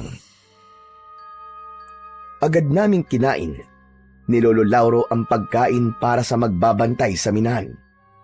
Habang nakaupo ako sa ibabaw ng bato sa labas, ay lumapit si Lolo sa akin at inabot niya sa akin ang isang itak. Sinabi niya na yun ang gagamitin kong sandata kung sakaling magpakita sa gabing yun ang aswang. Lolo, paano po? Kumapatay po tayo ng aswang, gaya po ng nangyari sa mga ibang minero. Apo, huwag kang mag-isip ng ganyan. Ang isipin mo ay ang tagumpay natin. Isipin mo, kapag napatay natin ang aswang na yon, ay magiging normal na ulit ang lahat dito sa minahan at wala nang mapapahamak na tao gawa ng aswang.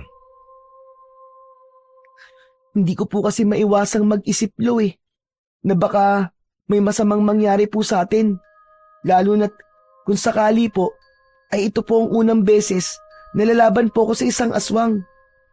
Hindi ko po akalain, Lo, na sa edad ko pong ito ay magkakaroon na po ko ng ganito kabigat na responsibilidad. Alam mo, Eugene, Apo, normal lang sa isang tao na matakot. Pero tandaan mo na ang paglaban sa kasamaan ay wala sa edad o kasarian. Naniniwala ako na kaya mong gawin ang kayang gawin ng mas nakatatanda sa iyo, basta't manalig ka lamang sa iyong agimat at sa kapangyarihan ng ating Panginoong Diyos. Opo, maraming salamat po kasi palagi niyo pong pinapalakas ang loob ko. Dahil malaki ang tiwala ko sa iyo, Apo, hindi ko ibibigay sa iyo at ipagkakatiwala ang agimat na yan kung wala kang kakayahan na gamitin yan upang ipagtanggol ang kabutihan laban sa mga aswang. Matapos ang aming pag-uusap ng aking Lolo Lauro, ay nagpatuloy na kami sa pagbabantay sa loob ng minahan. Nilakasan ko ang aking pakiramdam upang kung sakaling nasa paligid na ang aswang, ay mabilis kong masasabi kay Lolo. Ngunit lumipas ang ilang oras at hindi pa rin nagpapakita sa amin ni anino ng aswang. Eugene, hindi ka ba binibigyan ng babala ng agimat mo kung narito na ang aswang?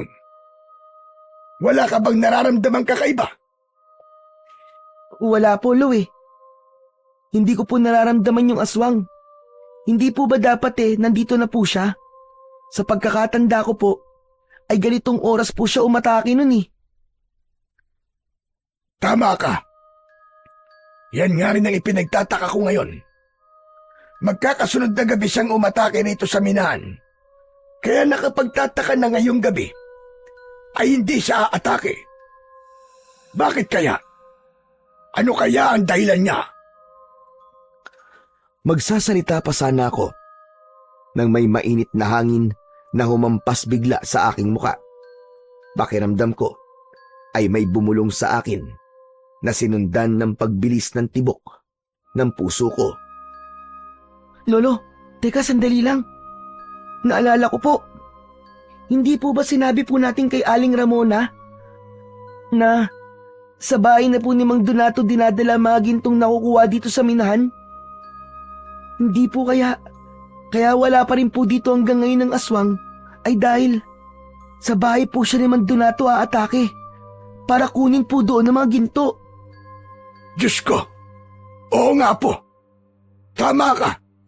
Kung ganun, ay kailangan natin magpunta sa bahay ni Donato at baka kung ano na nangyayari sa kanya ngayon. Halika, magmadali na tayo! Nagmamadali kaming sumakay ni Lolo Lauro sa kabayo na ginagamit namin sa pag-aatid ng mga ginto sa iba't ibang baryo. Mabilis na pinatakbo ni Lolo Lauro ang kabayo dahil naghahabol na kami ng oras. Kahit alam naming masama ang ugali ni Mang Donato, ay hindi pa rin namin kayang hayaan na mamatay siya sa kamay ng aswang. Sa wakas, ay nakarating na kami sa labas ng bahay ni Mang Donato. Isa yung konkreto at malaking bahay na nakatayo sa isang malawak na lupain. Pagbaba namin ng kabayo, ay napansin kagad namin na nakabukas ang pinto ng bahay. Nahihintakutang nagkatinginan kami ni Lolo Lauro nang marinig namin ng pagsigaw ni Mang Donato mula sa loob ng kanyang bahay. Diyos ko po! Heto na! Tama nga sinabi mo, Apo! Nandito nga si Ramona! Nandito ang aswang! Tara na po, Lo! Iligtas po natin si Mang Donato! Baka mamaya ay mapatay siya ng aswang! Mabilis kaming tumakbo ni Lolo Lauro papasok sa malaking bahay ni Mang Donato. Patuloy naming naririnig ang pagsigaw ni Mang Donato mula sa ikalawang palapag. Umakyat kami sa hagdan at isang pintong nakabukas ang nakita namin. Pumasok kami sa pintong yun at tumambad sa amin si Mang Donato na sugatan at dugo ang nakahandusay sa sahig. Naliligo ito sa sariling dugo. Naroon din ng aswang na nakatayo sa paanan ni Mang Donato.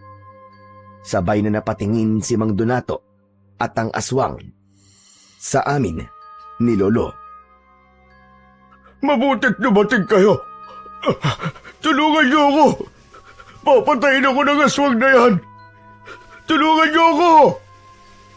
Sabihin mo sa akin kung nasa na mga ginto mo at aalis na ako rito. Hindi ka maaaring umalis dito, aswang ka! Aling Ramona! Anong sinabi mo? Alam na namin na ikaw yan, Aling Ramona. Huwag ka na magkaila pa. Ikaw ang aswang na pumapatay sa mga minero at nagdanakaw ng ginto. Huli ka na! Hindi maaari ito. Paano niyong nalaman ang aking sekreto? Hindi na importanteng malaman mo pa. Pero isa lang ang sigurado kami ni Lolo. Ngayong gabi, matatapos na ang kasamaan mong demonyo ka! Nagpapatawa ka ba, batang paslit? Ano ang laban ng isang bata at matanda sa isang aswang na malakas na katulad ko? Hindi kayo ang tatapos sa akin. Hindi ako papayag na mapigilan niyo ako sa aking misyon. Kailangan ko na maraming ginto upang ialay sa aking Panginoon, upang muli siyang mabuhay at makapagkasiksa ng lagim at kamatayan sa buong mundo. Hayop ka talaga! Hayop kang aswang ka! Sinasabi ko na nga ba eh, at sumasamba ka sa demonyo! Bibigyan ko pa kayo ng pagkakataon. Umalis na kayong dalawa. Kung ayaw ninyong madamay, ang mga ginto lang ang kailangan ko. Pagkatapos sabihin niyo ng aswang, ay mahigpit kong hinawakan ng agimat na nakasabit sa akin leeg. Tumingin ako kay Lolo Lauro at nang tumango siya, ay alam kong yun na ang hudyat upang labanan ko ang aswang. Diretso kong tinignan ng aswang na si Aling Ramona. Alam ko na sa mga sandaling yon ay ginagabayan ako ng kapangyarihan ng agimat. Hindi na ako nagdalawang isip na suguri ng aswang habang hawak ko ang matalas na itak. Malakas na sumigaw ang aswang at sumalubong yun sa akin. Labis akong namangha nang maramdaman ko na parabang may kung anong enerhiya ang kumukontrol sa aking katawan. Parang ginabayan ako nun sa kung ano ang dapat kong gawin. Bago pa tuluyang makalapit ang aswang sa akin, ay gumulong ako sa saig. Nilagpasan ko ang aswang na si Aling Ramona at napunta ako sa kanyang likuran. Mabilis akong tumayo at nang humarap sa akin ang nakakakilabot na aswang, ay agad ko siyang sinaksak sa kanyang tiyan. Nagsimula ng gumapang si Mang Donato palapit kay Lolo Lauro.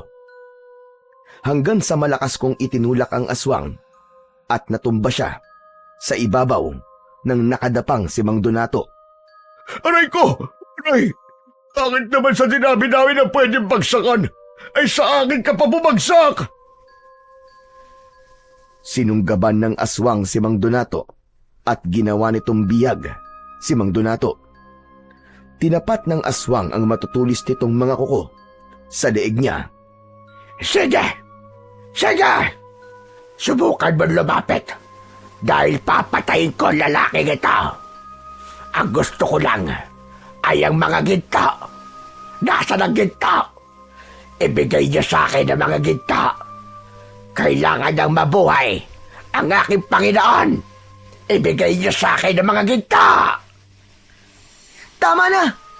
Tama na, Aling Ramona! Hindi na tama itong ginagawa mo! Sa kagustuhan mong buhay na sinasabi mong Panginoon mo, ay nagagawa mo ng pumatay ng mga inosenteng buhay! Napansin ko na wala na si Lolo Lauro sa silid na yon. Hindi ko namalayan ang kanyang pag-alis, kaya hindi ko alam kung saan siya nagpunta. Hanggang sa bumalik si Lolo na may dalang isang malaking bag. Ramona! Tumingin ka rito! Hindi ba't hinahanap mo mga ginto? Heto! Heto mga gintong hinahanap mo! Biglang itinaktak ni Lolo Lauro sa saig ang mga gintong nasa loob ng bag. Iba't iba ang sukat. Kumalat yun sa saig. Hindi! Anong ginawa mo? Anong ginawa mo, Lauro? Ang mga ginto ko! Sa wakas, sigurado ko na sapat na ang napakaraming ginto na yan upang mabuhay na ng tuluyan ang aking Panginoon, ang Panginoon ng kadiliman. Marahas na binitiwan ng aswang si Mang Donato. Akala mo ay isa yung gutom na hayop na tumakbo papunta sa mga gintong nakakalat sa saig. Hindi malaman ng aswang kung paano dadalhin ang mga ginto sa sobrang dami ng mga yon. Nagtama ang mga mata namin ni Lolo Lauro.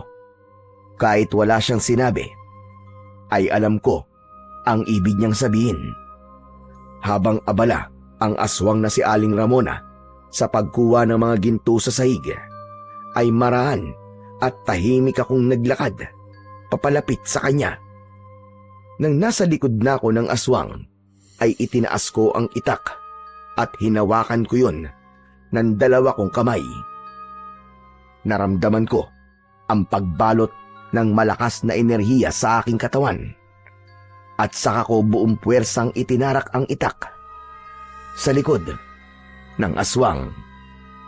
Umigik ang aswang na nagulat sa hindi inaasahang pag-atake na ginawa ko.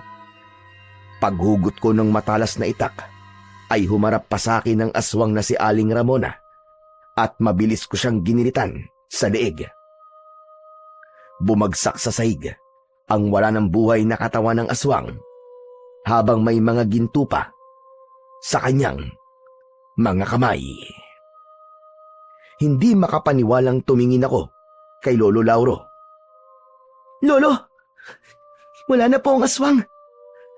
Wala na po si Aling Ramona. Napatay ko na po siya.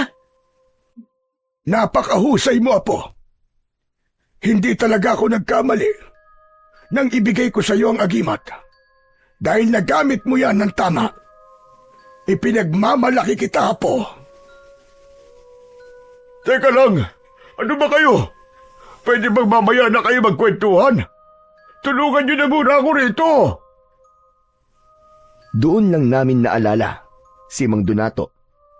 Tinulungan namin siyang makaupo sa isang upuan na gawa sa kahoy. Pambihira. Hindi ako makapaniwala na ikaw pa pala ang papatay sa aswang, Eugene. At mas lalong hindi ako makapaniwala na sa kabila ng hindi magandang pagtrato ko sa inyo, ay iniligtas niyo pa rin ako. Diyos ko, maraming salamat. Karapat dapat kong ibigay sa inyo ang ipinangako kong gantimpala. Hindi na po namin kailangan po ng gantimpala, Mang Donato. Masaya po kami ni Lolo na wala na po ang aswang at ligtas po kayo, Mang Donato. Hindi. Hindi pwedeng walang kapalit ang ginawa niyo sa akin. Kung hindi pera, ang gusto niyo ay magsabi lang kayo. Kahit na ano, ibibigay ko sa inyo. Sabihin niyo lang. Mang Donato, ang gusto lang po namin ni Lolo ay maging maayos na po ang pagtrato nyo sa mga trabahador nyo. Hindi po dahilan, Mang Donato, na nakaranas po kayo ng kalupitan noon para maging malupit din po kayo ngayon. Hindi pa po hulian lahat para magbago, Mang Donato. Mas masaya pong mabuhay kung wala ka pong sinasaktang ibang tao. Nang dahil sa sinabi ko na yon, ay napahagulgol si Mang Donato. Panay ang hingi niyang tawad sa amin ni Lolo Lauro. Hindi kami naging matigas ni Lolo at ibinigay namin kay Mang Donato ang kapatawaran dahil naramdaman namin ang taus-puso niyang pagpapakumbaba. Matapos kong mapatay ang aswang na si Aling Ramona, ay bumalik na sa normal ang operasyon sa minahan. Si Mang Donato, na dating mapang-abuso, ay nagbago na. Naging mabait na siya sa mga trabahador at itinuring kaming parang pamilya.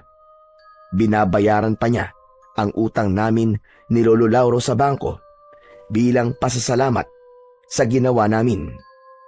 Sa tulong niya, nakapagsimula kami ng maliit na negosyo habang patuloy pa rin kaming tumutulong sa mga minero.